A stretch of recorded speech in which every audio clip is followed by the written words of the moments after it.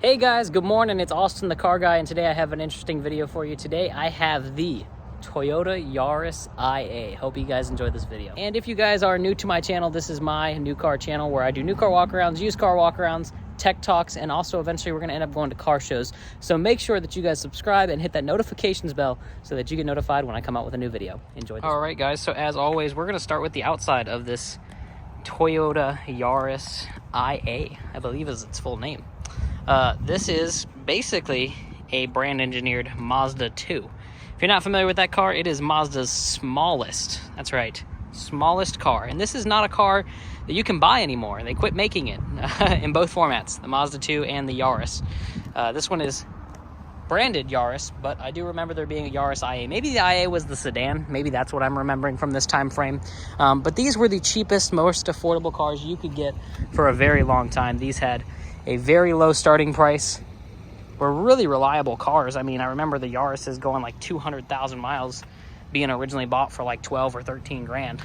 So it's really interesting to see this one here in this good a shape with this few miles on it. But yeah, let's go deep dive into it and talk about everything this car has to offer in its kind of outdated, weird, kind of fashionable way. Now you can see it with the headlights on anyway. Those nice, big, beautiful headlights that they give you. They're actually really decent for an entry-level car. It's impressive that they give you fog lights on this one. This one actually has some window tint on it, which just styles it up a little bit. I think if it didn't have this darker window tint, definitely looked like even more of an econo box car. But I want to show you the key fob because it is clearly a Mazda key fob with a Toyota logo slapped right on top. But yeah, just a tiny little car. Definitely needs a spoiler at the top. It's crazy that it didn't come standard. It's great. I like to imagine it's an option that you can get, but based on the price point of this car when it was new, I don't know if that's the case or not. Looking at our wheel and tire setup, we've got some Toyos on here. These are a huge size, as you can tell. These are a 16-inch rim. It's a 185 millimeter by 60 millimeter. So super tiny tires on this vehicle. And you can see we've got our passive entry on the door, which it's nice that you get that even on an entry-level vehicle. We do have LED turn indicators right here on the mirrors. And then, once again, nice lights right on the corner there. But overall, a very interesting exterior of a vehicle. Like I said, they don't build them like this, and I don't even know if they can build them like this. I talked a little bit in a recent video about wheelbase and track length and how that equates to the new fuel economy standards. And this vehicle, I looked it up, is actually not compliant if they were to build it in 2024. So, you know, just interesting to see. We do actually get a spare tire with tools. This pops out, revealing our jack. So we do have everything we need to change a tire on this vehicle, which is pretty impressive. A lot of 2024 vehicles don't even have that capability. We do have a light. It is manually actuated. I'd like to think if you left that on that it has an automatic shut off. But yeah, wiper blade in the back, this whole little cover. I feel like this cover could be a big part of the manufacturing cost. Fuel door right on the corner here. Oh, let's open it right up. I'm gonna hit the unlock button. And we're going to climb into the back seat of this car. Now that front seat is put in a position where I'm comfortable. I'm not a super tall guy. Looking at our rear door, that is the maximum that it opens. And yes, that is the maximum width of that door. We do have a power window adjustment and a area to put your elbow. No, it's not soft touch. It does look like a different material than this, but it's actually not. We do have soft touch on the door. Speaker grill down below, no water bottle holder, and then looking inside, these are our seats. You can see they've got like a bluish black cloth. And climbing inside, I do have footroom, I do have knee room, I do have headroom back here, which is surprising for this small of a car. And yeah, my elbow.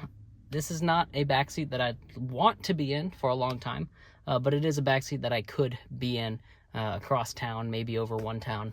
Maximum, 45 minutes in this back seat, at least at my size. If I were taller, I definitely wouldn't want to be back here too long. But overall, not a bad area. You do have a little storage cubby here. You do have a passenger seat back pocket, no driver seat back pocket. But overall, like I said, not a terrible experience. This vehicle doesn't have a huge powertrain. It's only a 1.5 liter four-cylinder. It does have a 6-speed automatic, thankfully. A lot of vehicles during this time frame had manual standard. You have power mirrors, power locks, power windows, and storage down below with actual soft touch on the elbow this time and more soft on the door. Looking inside, you can see our seat. Fairly decent seat. I mean, it's an economy car, so you can't expect a amazing seat, but you can expect it to do the job, which this one does. And with that passive entry, we can just leave the key in our pocket, put our foot on the brake, and push the start button. I did want to show you this cool animation because it almost looks like a Tesla Model 3 on that animation screen, which is pretty neat. And this is a joint touchscreen and dial wheel system, just like you see on BMWs, Mazdas, Mercedes. A whole bunch of luxury vehicles use this type of system. It's pretty decent. I like it. Looking at our gauges, you can see we've got our typical Japanese Mazda Toyota gauges. A little screen over on the left, which is digital. You do have your blue, not up to temperature light yet, a washer fluid light, a tire pressure monitor light. We've also got 27 miles per hour average speed and 67 degrees Fahrenheit outside. So pretty decent as far as the information that it gives you. We do have old school climate control right there. USB ports. I believe this does have Apple CarPlay and Android Auto based on the fact that it has the little phone thing there. We do have a 12 volt, even an SD card slot, and an auxiliary input. Let me know down in the comments, do you guys even use the auxiliary input anymore? I'm interested to know how many of you do. Little storage nook there, shifter for that 6-speed automatic here. We do have drive modes, but they're not drive modes like you expect. It's sport and then not sport.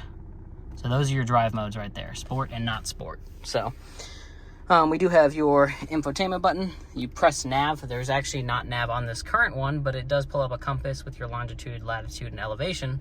So if you had a map, theoretically, you could use that longitude and latitude to navigate.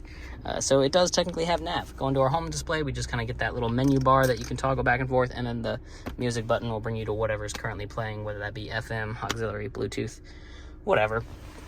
And then opening the glove box, we do have our original book in there, which is handy. And then these cute little air vents with some blue stitching along the dash.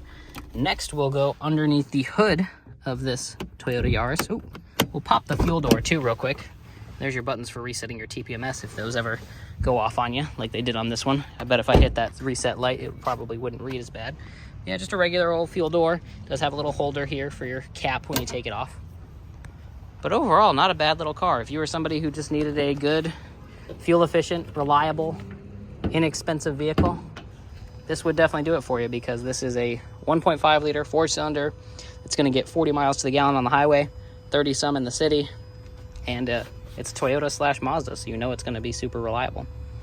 Looking at this engine bay, like I said, this is our 1.5 liter. We do have our washer fluid, alternator right there, oil right on top, coolant reservoir right here, hot and cold on left and right. You can see high and low pressure for our AC if we ever needed to recharge that.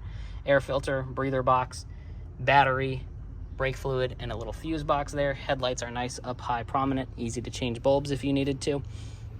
Overall, I'd say maintenance on this car is pretty much a dream, and it's 1.5 liters. If you're a motorcyclist, you'll know that as 1,500 liters, or 1,500 cc's, because that's the size of this motor when you're talking about it in that realm.